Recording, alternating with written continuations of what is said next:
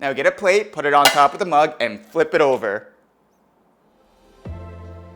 The Japanese flan, aka pudding, is one of Japan's favorite desserts, requiring just egg, milk, and sugar. First, get yourself a nice microwave-safe mug. To get a better pudding shape, it's ideal if you can get a mug that's a little shorter in length, but has a bigger girth. But you know, work with what you got. Pour hot water if it's not a microwave-safe mug, as heating the mug will help prevent breaking. Then add 1 tablespoon of sugar and a teaspoon of water. Just move it around a tad until you have a white viscous liquid in your girthy mug. Now put the mug into the microwave. Now, depending on your microwave and the mug that you use, the actual time and wattage will differ slightly. But as a general baseline, aim for about 1 minute and 30 seconds at 600 watts. My microwave can only do 1000 watts, so I'm setting it for 1 minute. To find your optimal setting, start at 30 seconds, take a look, then microwave in 10 to 15 second increments until it's finished. At 30 seconds, it's bubbly but not quite brown. At 45 seconds, it's starting to brown but not quite ready. And finally, at 1 minute, it's all set and ready. It may require some trial and error at first, but once you nail down your settings, you'll get it every single time. If you overcook it, it'll get too dark and sticky, so find the right balance. Quickly add a teaspoon of water before it hardens, then mix it up evenly. Now get a little bowl and crack open an egg. Then gently mix it up without getting it foamy. Put in 2 tablespoons of sugar, then crush it as you mix it. Make sure it's all nice and even. Pour 120 milliliters of milk.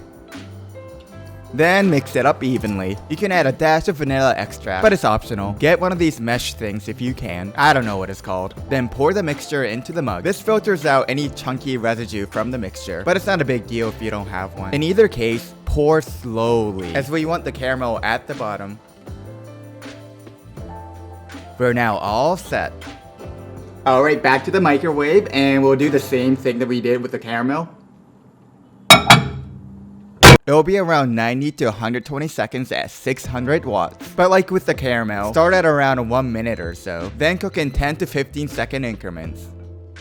It should end up looking like this. When you move around the mug, it should tilt back and forth. When you shake the mug, it should jiggle. If it doesn't move at all, it's overcooked. And the opposite holds true. Now get a sheet of aluminum foil and wrap your hopefully thick mug. Make sure the entire mug is covered. Alright, now let's leave it alone until you touch it and it's room temperature. It's cooking on its own while we wait. Alright, now that it's cooled down, we'll put it into the fridge. Leave it in for a few hours at least, but for best results, leave it in overnight. Alright, it's the following day for me, so let's unwrap it. Ooh, it's looking good. Now get a plate, put it on top of the mug, and flip it over.